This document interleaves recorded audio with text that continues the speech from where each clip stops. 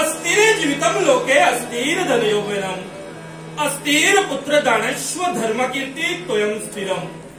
माणसाचं जीवन हे अश्वाश्वत आहे. माणसाची पत्नी आणि पुत्र अश्वाश्वत आहे. मग या जगात शाश्वतते तरी काय? तर माणसाला आचरणात आणलेला धर्म आणि संपादन केलेली कीर्ती होय. अगदी त्याच कीर्तीच्या उच्चतम शिखरावर मानानं विराजमान होण्यासाठी आजवर इथवर झगडण्याचा प्रयत्न आमच्याकरवी घडला गेला.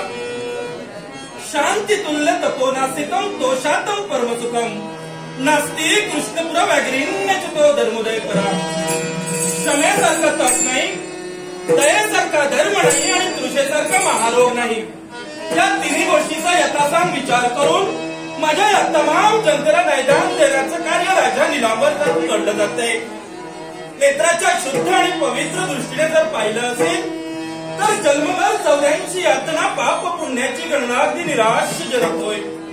सूर्योदय होता क्षणी चंद्र आणि नक्षत्र लपून जातात. तद्वत अद्वैत ज्ञानदृष्टी या पाप पुण्याला ग्रासून टाकण्याचं कार्य करते. आणि म्हणूनच स्थूल कारण, सूक्ष्म कारण, महाकारण यात या माझ्या नगरीचा संचार झाल्या कारणानं मायामयी तऱ्हेचा देह म्हणतो की मला त्यात गोवूनच टाकलं. माया ही पूर्ण काल्पनिक असून जिनेच्या विश्व आधारानंतर सूर, असुर, वंचक, गणगंधर्व, कृमिकीटक, वृक्ष, पाषाण आणि वेले अशा अखिल विश्वाची निर्मिती करावी एवढीच या मानवी जीवनाला हाय वाटते. पण हाय रे भगवंता, ज्या या अवंती नगरीत माझ्या मातृ पितृदेवतेने मला जन्माला घालण्याचं महान असं कार्य केलं, त्याच माझ्या मातृ पितृदेवतेला या राजा निलांबरचा सविनय प्रणाम, सविनय प्रणाम.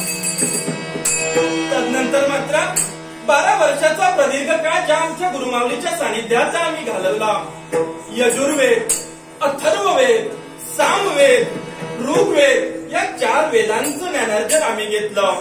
तदनंतर वेदांत शास्त्र, संख्याशास्त्र, न्यायशास्त्र, योगशास्त्र, वैशेषिक शास्त्र आणि मीमांसा शास्त्र या 6 शास्त्रांचा देखील आम्ही अभ्यास करून घेतला.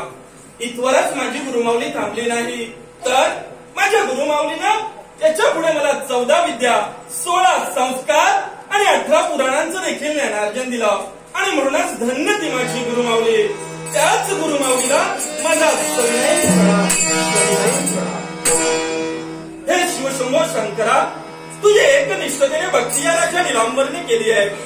ध्यानी म्हणे चिंतनी नयनी आसनी भोजनी आम्ही तुला पूजिलंय. हे माझ्या दयेच्या देवा, माझ्यासोबतच्या तमाम माझ्या जनतेला मानवतेचा सुख अवश्य प्राप्त करून दे रे भगवंत, अवश्य प्राप्त करून दे. मानवतेला जगी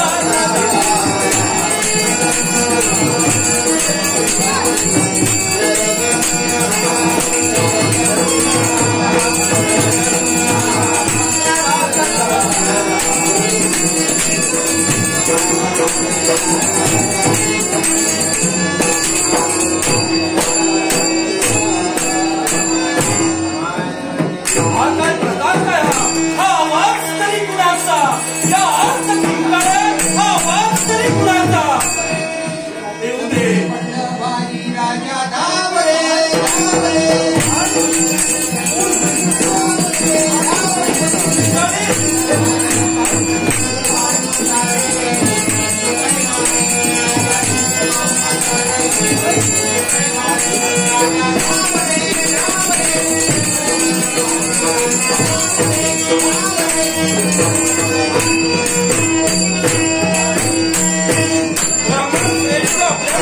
शब्द बाहेर पडताय. राजा धाव रे, राजा धाव रे. ब्राह्मण श्रेष्ठ असं झालं तरी काय जेणेकरून आपण त्या नावाचा धावा करताय. सांग रे, ह्या प्रजेचं संरक्षण कोण करणार आहे रे. ब्राह्मण श्रेष्ठ, या लाख प्रजेचा राजकर्ता निलांबर हाच आहे प्रजेचा जनकारी. मग या ब्राह्मणांचं सुद्धा संरक्षण तूच करणार नव्हे. अर्थातच ब्राह्मण श्रेष्ठ, आपली देखील जबाबदारी या राजकर्त्या निलांबरवरच आहे. मग आज या ब्राह्मणांची अशी अवस्था झाली आहे की त्या गंगा तीरी जाऊन होम हवन करणं शक्य नाही असं झालं आहे. का ब्राह्मण श्रेष्ठ, आपलं नित्याचं कर्तव्य सकाळी सुटून प्रातःकाळी स्नान करावं, तदनंतर गंगा तीरी येऊन भगवंताचं होम हवन करावं, जेणेकरून देवतांना त्याचा आविर्भाव मिळेल, देवतांची शक्ती वाढेल. पण या तुमच्या कार्यात खंड तो का आणि कशासाठी. अरे तो पाता भुवनातला तुम्ही दानवाला आहे, धुंडासून अरे धुंडासून. काय ब्राह्मण श्रेष्ठ, आपल्या मुखातून शब्द बाहेर पडताय. कोण म्हणे धुंडासूर माझ्या नगरीत आला आहे. ब्राह्मणांचे होम हवन उद्ध्वस्त करतोय. पण ब्राह्मण श्रेष्ठ, प्रथम दर्शनी मला क्षमा करा. या राजकर्त्या राजा निलांबरच्या राज्यात आपल्याला असे हालच सोसावे लागले. पण यापुढे काळजी नसावी. राजकर्त्या राजा निलांबरची जबाबदारी आहे आणि तुम्हाला शब्द देखील देतोय. पुनश्च त्या गंगातीरी चला, होम हवन यज्ञ यागाला सुरुवात करा. तुमच्या रक्षणाची जबाबदारी या राजा निलांबर करूया आहे. तू आमच्या सोबत येत असशील तर आम्ही होम हवन करू, नाही तर करणार नाही. नक्कीच ब्राह्मण श्रेष्ठ, नक्कीच घाबरू नका.